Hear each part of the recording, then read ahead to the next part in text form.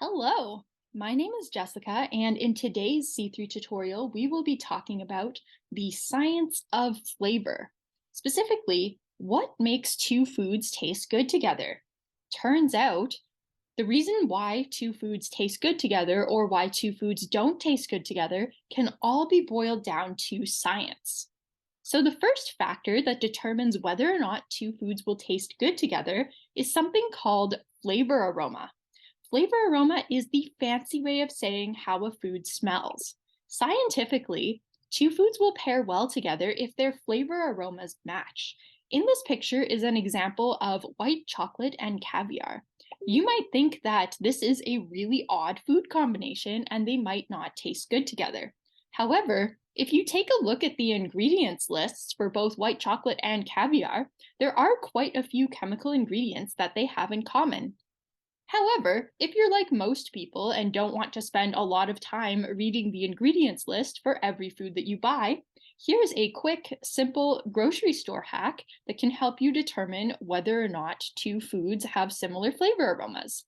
If you pick up any food at the grocery store and smell it, think to yourself, what are the two strongest smells that I'm getting? And if you do this with every food that you get at the grocery store, the more flavor aromas two foods have in common, the better they will taste together. Another factor that determines how we taste food is the texture of food. And this is especially important if we are making a new dip or trying out a new dip. How we taste the dip is actually impacted by the consistency of the dip, as well as the consistency and crunch of whatever it is we are dipping into the dip. Lastly, the last factor that can determine how we taste food is nostalgia. So, it has been scientifically shown that the same food presented in different ways to the same group of people actually impacts how they taste that food. So, for example, if we presented a new food that we created in a way that evoked childhood memories or was presented in a way similar to how your childhood lunches used to get packed, it has actually been shown that adults perceive this food as tasting better because of the nostalgic memories that it evokes. So now we are going to taste test some extreme flavor combinations. So up first, we have a lovely mixed drink made of balsamic vinegar and club soda.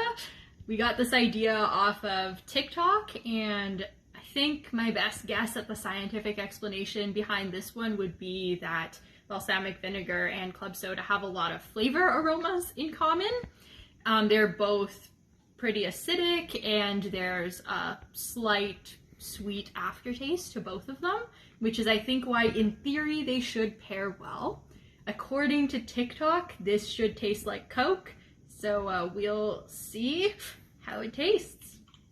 Cheers.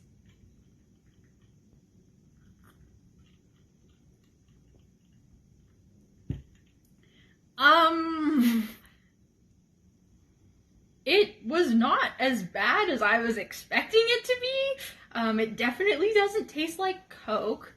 It just tastes like really cold, acidic water. I probably would not have it again. On to the next. Okay, so up next we have the recipe that I personally am the most excited to try. It is peanut butter and pickles. So I did see this one on YouTube, and apparently it was the YouTuber's favorite weird recipe that they were trying out. This one should, in theory, work because of textures, the concept of having something crunchy dipped into something smooth, and also because the peanut butter is sticky and the pickle is a little watery, it'll probably make it like just the right consistency between too watery and too sticky. So, pretty excited. Let's try it out.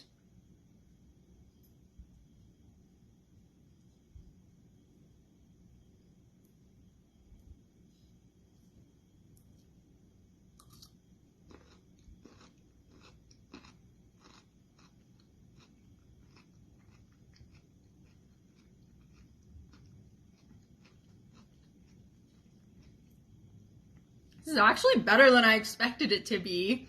It actually does taste pretty good together. I don't think it's something that I normally would do, but I feel like I could definitely finish this. That's how good it was. The fattiness of the peanut butter goes very well with the sour dilliness of the pickle.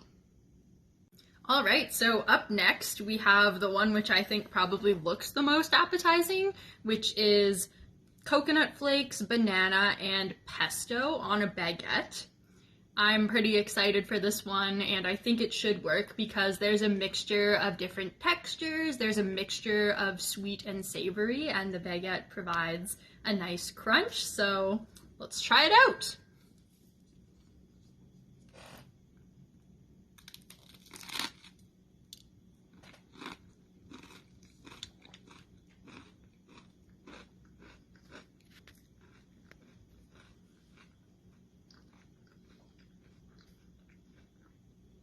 This one is actually my favorite, and I could see myself like making these as like a snack in my free time. So up next we have a mushroom and cheese stuffed red bell pepper served alongside a cheese and pepper sauce.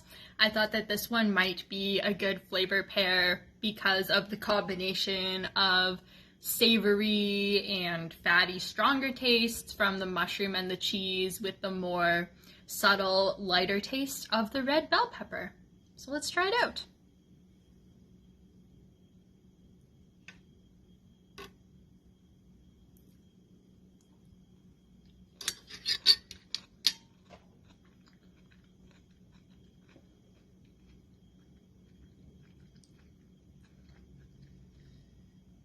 It is not bad.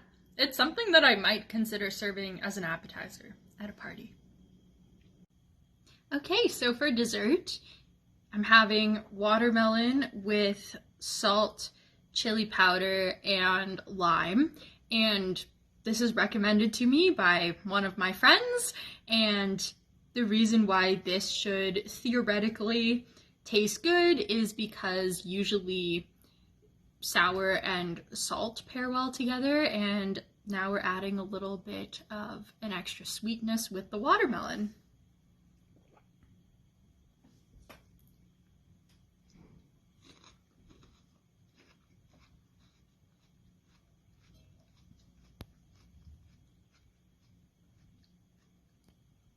It was okay.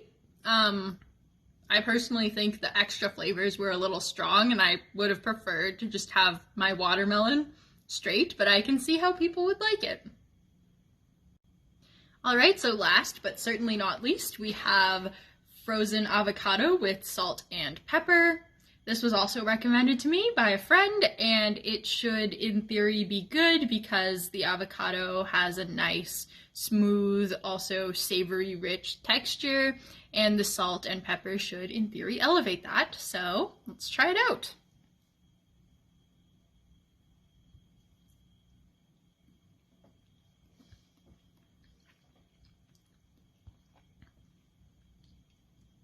It tastes pretty good, actually. The watered down frozen avocado helps complement the extra flavor of the salt and pepper really well. So I do like this one.